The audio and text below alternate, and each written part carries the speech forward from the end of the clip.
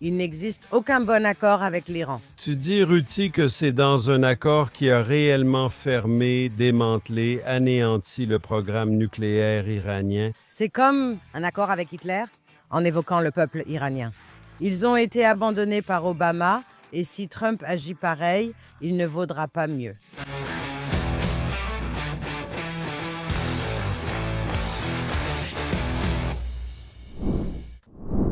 Shalom et bienvenue dans un nouvel épisode d'Israël Undiplomatique. Je suis Marc Regev, ici avec ma co-animatrice habituelle, Ruti Blum. Nous avons encore beaucoup à discuter, notamment l'Iran. Nous avons beaucoup évoqué l'Iran récemment. Quoi de neuf, Ruti? Eh bien, tu sais, comme toi et moi en avons parlé en dehors du podcast, tu sais, quand il y a quelque chose de vraiment important dans l'actualité, comme l'Iran et Gaza, bien sûr, on ne peut pas passer à côté. Le fait est que c'est le sujet principal et c'est certainement le sujet principal qui préoccupe les Israéliens. À part les questions vraiment internes, la politique intérieure. Et je pense qu'aujourd'hui, ce que nous voulons faire, c'est adopter un angle différent. Et c'est ce que je crois. Essayer de deviner ce que pense le président Trump me paraît ridicule. Comment peut-on savoir ce qu'il y a dans l'esprit de quelqu'un? On ne sait que par son comportement, je crois. C'était hier que le président Trump a répondu aux questions des journalistes et voici ce qu'il avait à dire sur l'Iran.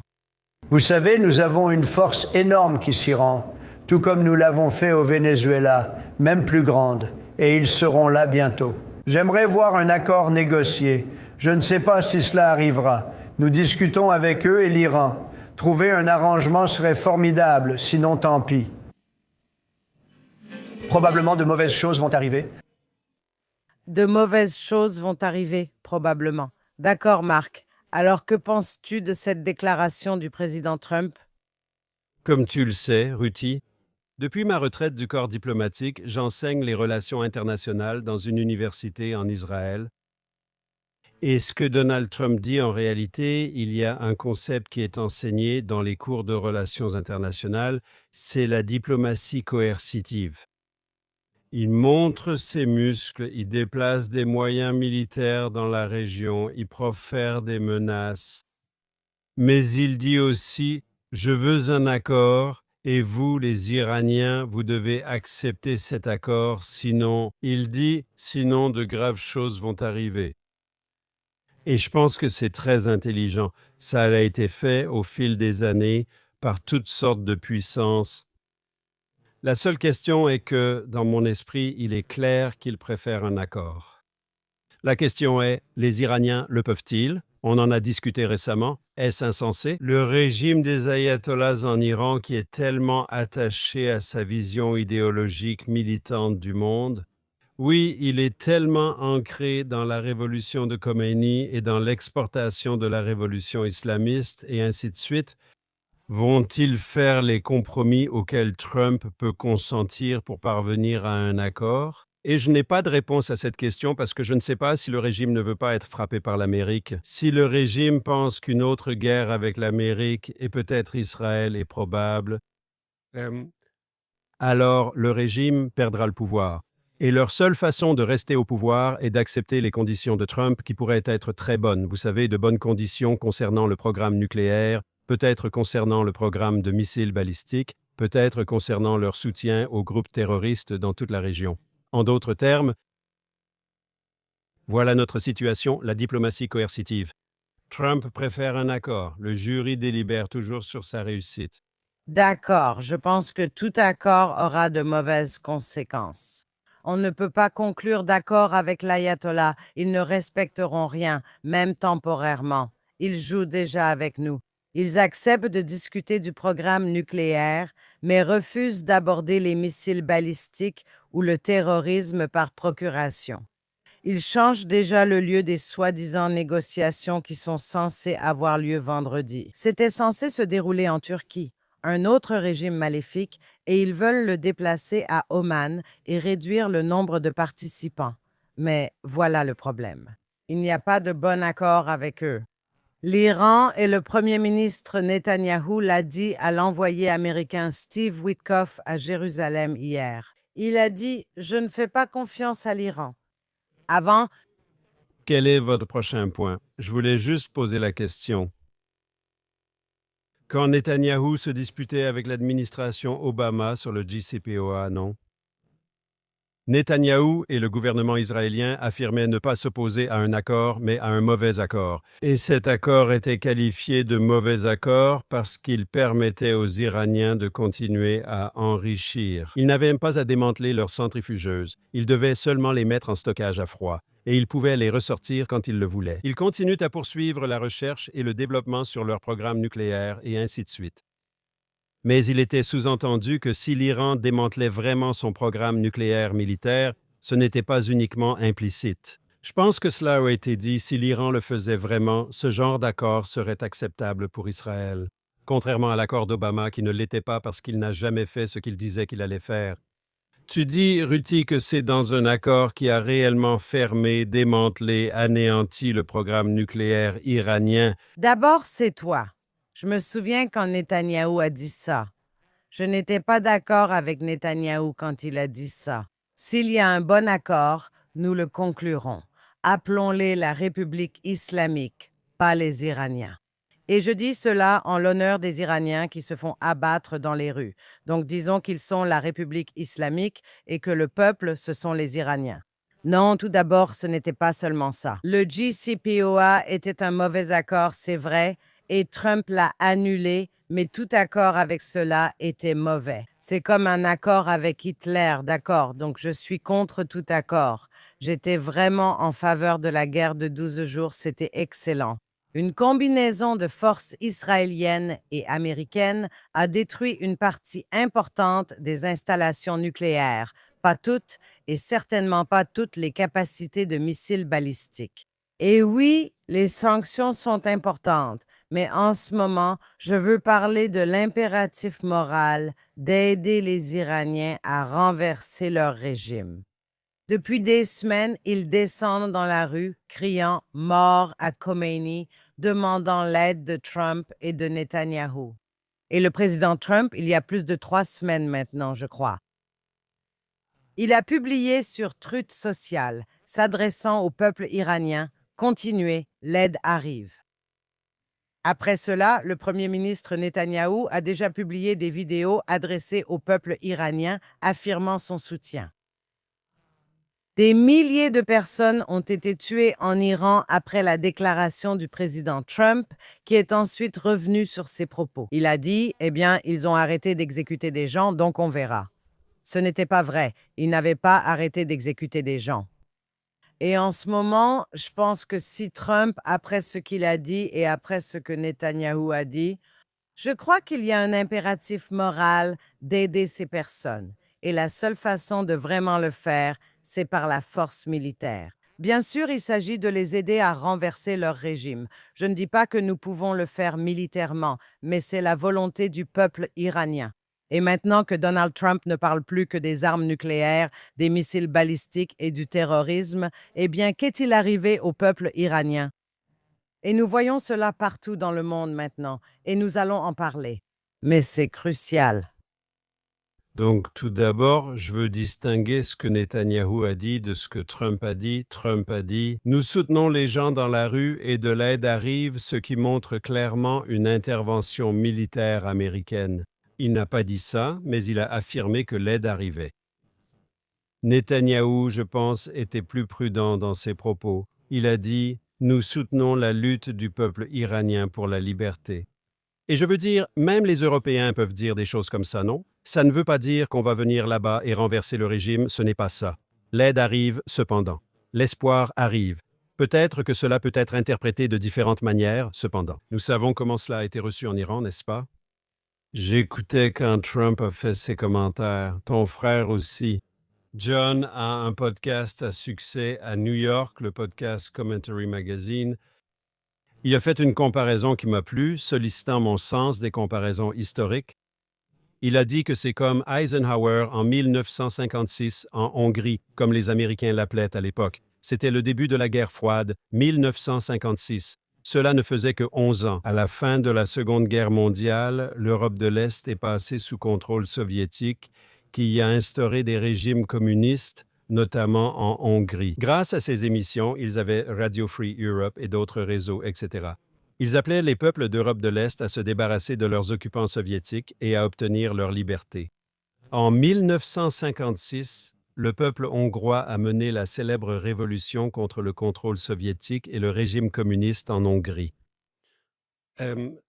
Et puis les Russes, bien sûr, ont envoyé les chars et cela a été brutalement réprimé.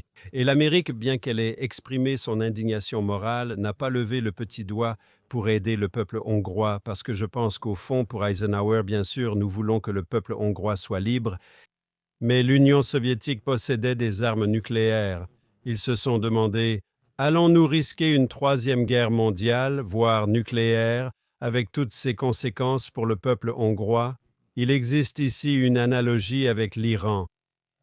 Trump, premier Eisenhower, a aussi affirmé que l'Europe de l'Est appartenait à la sphère d'influence russe, à tort ou à raison. Ce qui se passe dans leur sphère d'influence ne nous concerne pas. Mais s'ils veulent l'étendre, nous les stopperons. L'endiguement, mais l'endiguement signifie aussi que ce qui est déjà à vous, vous pouvez le garder pour le moment. Nous n'allons pas essayer activement de... C'était aussi, je pense, de la réelle politique des superpuissances. Et je pense qu'Eisenhower a pris la bonne décision. Et je dirais que maintenant, le peuple iranien mérite la liberté, le peuple iranien mérite un meilleur régime. Un nouveau régime en Iran serait meilleur non seulement pour le peuple iranien, mais un régime différent en Iran serait meilleur pour tous les voisins de l'Iran. Ce serait mieux pour les Arabes, Israël et le monde. Mais est-ce qu'on fait la guerre pour ça? Si vous pouvez obtenir un accord diplomatiquement, et c'est ainsi, je n'ai pas de réponse. Je ne sais pas si le régime iranien acceptera, mais si vous obtenez un accord qui met fin au programme nucléaire et change leur comportement agressif. N'est-ce pas dans la tradition d'Eisenhower d'utiliser sa force de manière très intelligente? Tout d'abord, Eisenhower n'est pas un exemple. J'aimerais imiter le numéro 1, le numéro 2. Aujourd'hui, on affirme ne pas vouloir déclencher une guerre nucléaire en Iran, alors que l'Iran pourrait détruire Israël. Nous avons vu au cours des 2 dernières années, et surtout pendant la guerre de 12 jours, que ce n'était pas le cas. Que l'Iran, ou plutôt la République islamique, était bien plus faible que ce que nous pensions, et que l'Occident, les États-Unis et Israël sont beaucoup plus forts face à cette menace. Premièrement. Deuxièmement, non. S'il y a un accord à conclure, il sera mauvais par nature. Conclure un accord avec la République islamique est mauvais. Donc, il n'y a pas d'accord, disent-ils. Et vous préférez cela à une action militaire? Non, absolument pas. Maintenant, un signe encourageant, c'est que lorsque le président Trump a dit « de l'aide arrive », il s'est un peu arrêté et il a commencé à changer sa rhétorique. Cependant, il a envoyé des porte-avions au Moyen-Orient. Il continue de dire « nous nous préparons, nous sommes prêts ». Le premier ministre Netanyahou dit « nous sommes prêts à toute éventualité ». Cependant, ce que je n'aime pas dans ce qu'a dit Netanyahou, c'est qu'il a annoncé, il a averti la République islamique. Si vous osez nous attaquer, vous le regretterez. En d'autres termes, vous le regretterez parce que nous allons déclencher quelque chose que vous n'avez jamais vu auparavant. Quelque chose comme ça. Ce ne sont pas ces mots exacts. Et ça m'a dérangé, tu sais pourquoi? Ça m'a dérangé parce que je n'ai pas aimé ce qu'il a dit. Si vous nous attaquez, nous riposterons. Je pense que s'il y a bien une chose que la guerre du 7 octobre nous a apprise, ainsi qu'à tous les groupes intermédiaires de la région, ce que nous avons appris, c'est qu'il n'est pas bon pour nous d'être des cibles faciles, d'attendre d'être tués, puis d'avoir la légitimité de riposter. Nous savons quel est le plan de l'Iran. Il s'agit d'une hégémonie régionale et mondiale, d'effacer l'État juif de la carte et d'utiliser des groupes intermédiaires pour y parvenir, tout simplement. Non, je ne crois pas qu'un accord vaille mieux qu'une action militaire. Donc, je voudrais dire ce qui suit. Nous avons mené une guerre de 12 jours très réussie et le régime iranien s'est révélé beaucoup plus faible qu'il ne le prétendait. La vérité, c'est que les pirates israéliens survolaient Téhéran, leur capitale, et il n'y a eu aucun tir de bombe anti-aérienne. Aucun avion perdu en 12 jours de combat, n'est-ce pas? Les Américains non plus, même avec un engagement moindre. Nous étions là presque tous les jours pendant 12 jours et nous n'avons pas perdu un seul pilote. nous avions la maîtrise du ciel au-dessus de l'Iran. Et s'il doit y avoir une guerre, et je pense que c'est tout à fait possible parce que je ne suis pas sûr que les Iraniens accepteront l'accord, que Trump va proposer, même en guerre, je suis là, confiant que nous serons bien moins touchés que pendant la guerre de 12 jours, parce que tout d'abord, les capacités de l'Iran ont été considérablement réduites. Nous avons tiré des leçons importantes de cette guerre, contrairement à la précédente où Israël était seul. Oui, durant les 10 premiers jours de la guerre, avant l'intervention américaine qui a frappé les cibles nucléaires, ce coup de marteau à minuit était vraiment crucial. Nous remercions les Américains pour avoir fait ce que nous n'aurions peut-être pas pu seuls. Si les Américains sont impliqués dès le début, cela concerne les Iraniens. Leur capacité de nuisance sera encore plus réduite car ils devront affronter une offensive américaine. Je ne suis pas contre une action préventive israélienne, tu sais, mais je ne suis pas d'accord avec toi sur ce point. Israël a lancé une guerre à 12 fronts pour contrer les programmes nucléaires et de missiles balistiques de l'Iran. Nous avons détruit, tu sais, le réacteur nucléaire de Saddam en 1981 et nous avons détruit le réacteur nucléaire syrien. C'était quand? C'était en 2007. Donc je ne suis pas contre la préemption israélienne, je pense qu'actuellement, et je ne me fais aucune illusion sur le régime iranien et ses intentions hostiles et agressives envers Israël. Ils veulent nous rayer de la carte. Je comprends tout cela. Mais dans la situation actuelle, où les États-Unis profèrent ces menaces et mènent des négociations coercitives sous couvert de diplomatie avec les Iraniens, n'est-ce pas?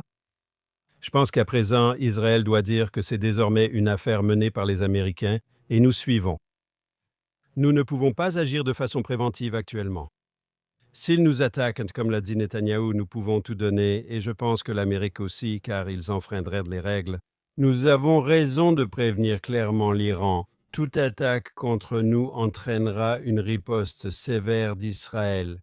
Mais l'idée que, dans les circonstances actuelles où il est très clair que tout cela est une affaire entre Téhéran et Washington, c'est un affrontement, nous sommes du côté américain. Je crois qu'Israël ne devrait pas agir seul maintenant. Si les Américains interviennent, nous les soutiendrons. Non?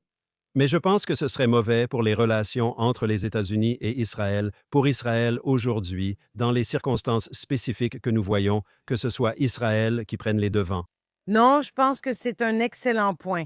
Mais en gros, je crois quand même que les États-Unis devraient prendre les devants, parce qu'encore une fois, nous devrions vraiment prier. Vous avez dit, nous ignorons si la République islamique va conclure un accord. Mieux vaut espérer que non, car sinon ce serait un mensonge. Ce ne vaudra même pas l'encre du papier.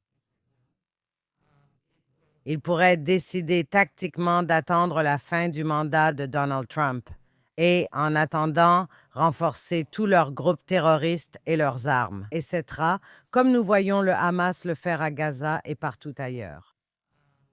Oui, je comprends qu'Israël ne devrait pas attaquer immédiatement. Et il est possible que ce que nous avons entendu à propos d'une série d'explosions en Iran et d'incendies. Le régime évoque des fuites de gaz ou un problème similaire. Israël et les États-Unis nient toute responsabilité, mais il est possible qu'Israël soit tout de même impliqué, et c'est sa façon de participer. Pas en anticipant une frappe aérienne, mais plutôt, vous savez, en perturbant, et aussi en perturbant l'infrastructure du régime. Mais ce que je dirais, c'est que je pense vraiment maintenant, je veux parler de la question de la morale maintenant. Juste avant que vous ne passiez à la morale, et la morale est importante, mais je veux soulever une question. Oui, Lorsqu'on évoque le type d'accord possible sur la table, d'accord? Si l'Amérique choisit un accord, Israël doit l'annoncer publiquement et fermement, comme après le mauvais accord du JC. Mais même si c'est un bon accord, nous devons dire que cet accord n'engage pas Israël, que si nous pensons que notre sécurité est menacée, nous agirons. Je pense que c'est quelque chose de très important en tant que pays souverain, n'est-ce pas? Je pense que nous devons le dire. Quelle est ma crainte? Même si l'accord est très bon, car l'Iranien, je pense, la probabilité n'est pas certaine. Je ne suis pas sûr que le régime iranien, parce que c'est un régime tellement extrême et fou, Il pourrait en fait, vous savez, donner à Trump une alternative qui l'oblige à attaquer, même si ce n'est pas sa préférence. Oui, mais même si, hypothétiquement, vous obteniez un très bon accord, n'est-ce pas? Il pourrait patienter 3 ans. Trump part. Qui le remplacera? La personne suivante pourrait être plus isolationniste ou pacifiste.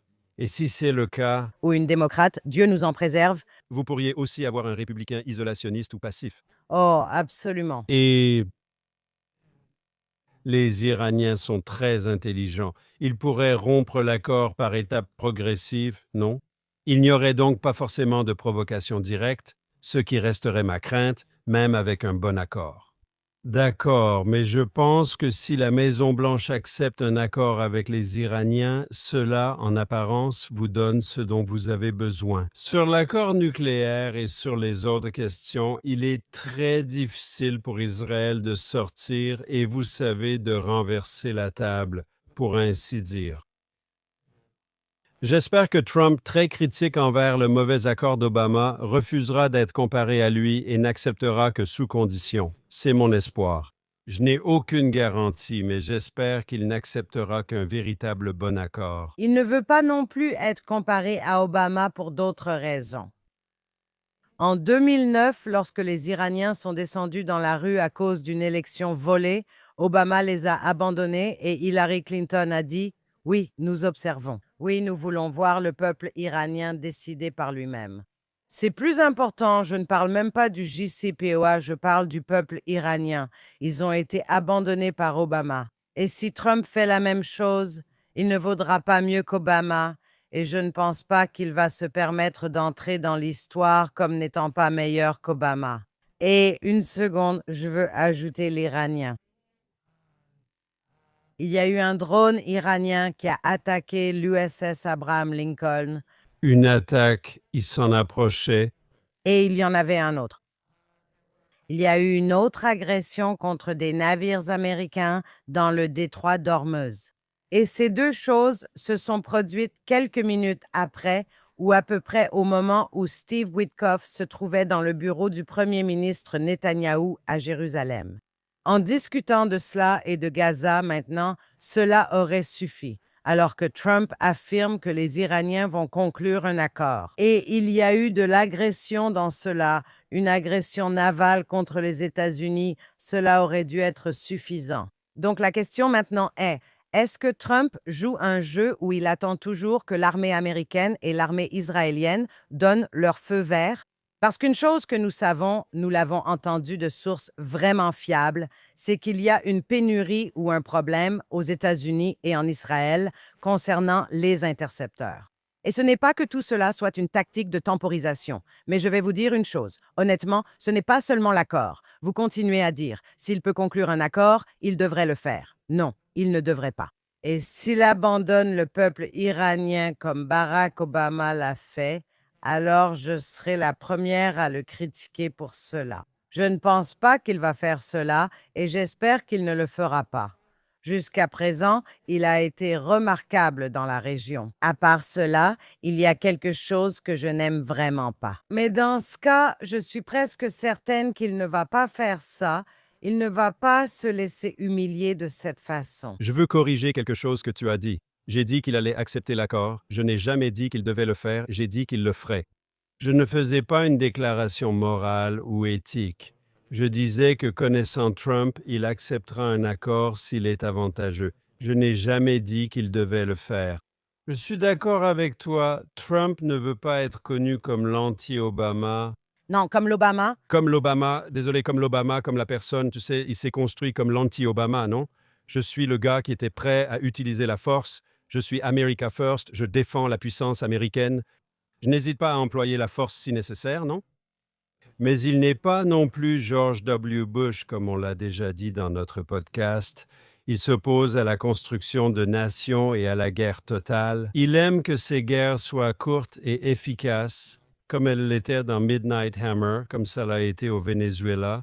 Il refuse les troupes au sol et a vivement critiqué les guerres américaines en Afghanistan, en Irak, ainsi que son prédécesseur républicain.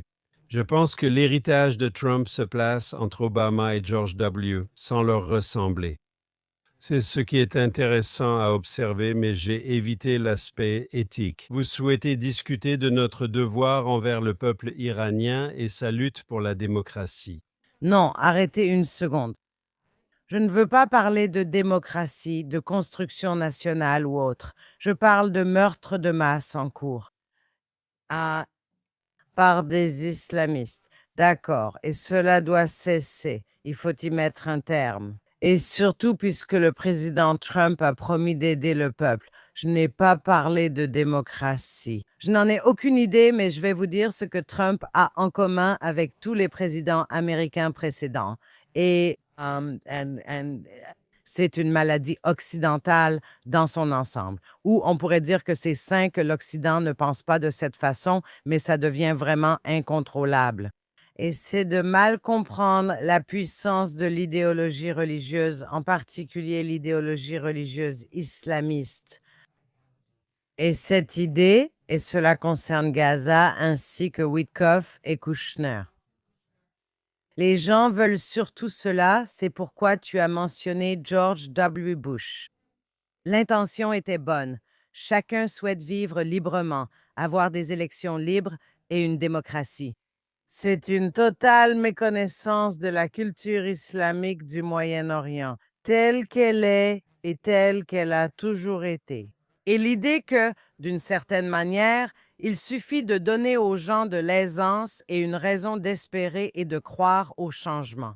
C'est très occidental, ce n'est pas la mentalité du Moyen-Orient et ce n'est même pas vraiment la faute de Trump. Je ne pense pas qu'il soit au courant de tout ça et beaucoup de ceux qui lui parlent et lui soufflent des choses à l'oreille n'en savent pas assez non plus. Aucun de ses prédécesseurs, démocrates ou républicains non plus. Je pense que la différence, c'est que les démocrates, quand le Parti démocrate s'est vraiment déplacé très, très à gauche, il a commencé presque à s'identifier aux islamistes radicaux. Il y avait une sorte de mariage, comme une alliance communiste islamiste, les républicains. Cela vient d'un autre endroit, cela vient aussi de l'isolationnisme traditionnel dans le Parti républicain, qui était autrefois très isolationniste. Mais ce America First, il y a débat sur sa signification. Et comme je le dis, je crois que l'Amérique, si elle a quelque chose, une lumière à apporter au monde. Et Israël, vous savez, nous disons que nous sommes un phare au Moyen-Orient. Ce n'est pas que nous imposons la démocratie à qui que ce soit, c'est que nous voyons des massacres se produire. Et si nous sommes victimes de massacres, comme nous l'avons été le 7 octobre ou pendant la Shoah, il y a un impératif moral de s'unir pour combattre cela. Je voudrais d'abord exprimer mon désaccord avec ce que vous avez dit sur le Moyen-Orient. Vous avez raison, et je le crois aussi. Impossible d'arriver dans un pays sans tradition démocratique ni société civile indépendante et dire « nous instaurons la démocratie demain et faisons des élections ». Ce n'est pas si simple, c'est un processus. Je pense que si le régime des mollahs en Iran devait tomber et s'y tombe, je pense que l'Iran, à bien des égards, est particulièrement bien placé au Moyen-Orient pour réussir quelque chose de plus important. Et laissez-moi expliquer pourquoi. C'est parce que le peuple iranien est instruit. Le peuple iranien est un peuple très réussi en tant que pays, n'est-ce pas? Et ils ont été sous ce territoire, sous ce terrible régime islamiste. Qu'est-ce que c'est? Depuis 1979, non? On approche des 50 ans et le peuple déteste le régime, on le sait. Donc ce n'est pas comme si un chef de guerre en remplaçait un autre. Dans un endroit comme la Somalie ou pendant la guerre civile libyenne, où il n'y a jamais eu de société civile, n'est-ce pas? Et ainsi de suite. En Iran, il y a un potentiel pour quelque chose de bien. Sera-t-elle aussitôt une démocratie occidentale? Je ne sais pas, mais je pense que le peuple iranien mérite mieux et je pense qu'il a la capacité de faire mieux. Encore une fois, les Américains ont été très clairs. Netanyahou l'a également affirmé en Israël. Un changement de régime est la responsabilité du peuple iranien. C'est à eux de le faire. Vous soulevez aussi la question de l'arrêt des massacres, d'accord? Et ici, je pense que le régime iranien, de son point de vue, a été très intelligent.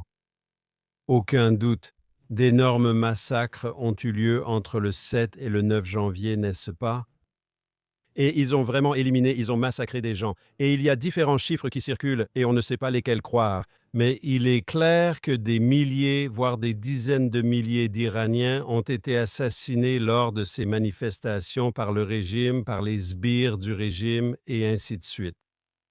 Mais il semble aussi que toutes les vidéos que nous avons vues récemment proviennent principalement de cette période. Elles n'ont pas pu sortir alors à cause de la coupure d'Internet. Et la question est, quelle est la situation aujourd'hui en Iran? Et il me semble que, à cause de la répression du régime contre les manifestations, tout le monde sait les personnes qui sont tuées, tout le monde connaît quelqu'un. En fait, c'est calme en Iran aujourd'hui. Donc, si les meurtres ont cessé à cause des atrocités commises par le régime, cela a apporté ce calme, peut-être seulement temporairement. Peut-on dire que nous intervenons maintenant pour sauver des innocents? Oui, car si cela a ralenti, ce n'est pas certain. Comme vous le dites, les rapports sont contradictoires. Bien que tous les rapports disent qu'ils sont tués, même dans les hôpitaux, des blessés, il y a des gardiens de la révolution qui montent et tirent sur les blessés dans les hôpitaux. Nous avons entendu des médecins le dire, donc nous ne savons pas exactement. Mais si la situation s'est calmée, c'est par peur, car plus personne n'est chez soi. Vous savez, imaginez que vous avez des adolescents à la maison. Vous leur dites de ne pas sortir dans la rue, qu'ils vont se faire tuer. Donc, si la situation s'est calmée, c'est la seule raison. Et non, oui? J'ai dit cela. Oui, non, mais ce que je veux dire, c'est que vous avez dit, alors est-ce que ce serait le moment d'attaquer? Oui, le régime a été très clair sur ses intentions. Il dit parfois une chose, puis en dit une autre. Nous savons quelles sont ses intentions. Il ne l'a jamais caché. Laissez-moi vous dire, Vous avez aussi souligné que le peuple iranien est spécial, qu'il est en fait très instruit, très cultivé. C'est tout à fait vrai. Fait intéressant, ils avaient une tradition de zoroastrisme bien avant l'islam, et j'aimerais souligner que beaucoup d'entre eux vous diront, nous sommes différents parce que nous ne sommes pas des Arabes. Je sais que je n'ai pas le droit de dire ça parce que ça peut sembler raciste, non, mais ils insistent souvent sur ce point. Et vous voyez, la diaspora iranienne est une diaspora très réussie. Les Iraniens disent, ne nous confondez pas avec les Arabes, nous avons une culture différente et c'est vrai, peu importe ce que vous pensez de la culture arabe. Et encore une fois, ce n'est bien sûr pas uniforme partout, mais je crois vraiment que Je crois que les États-Unis avaient un impératif moral de libérer les camps de concentration, un impératif moral de combattre le mal. Comme je l'ai dit, il ne s'agit pas de changement de régime, de démocratie ou de reconstruction. L'Iran n'était déjà pas une démocratie occidentale sous le Shah qui n'avait pas été élu.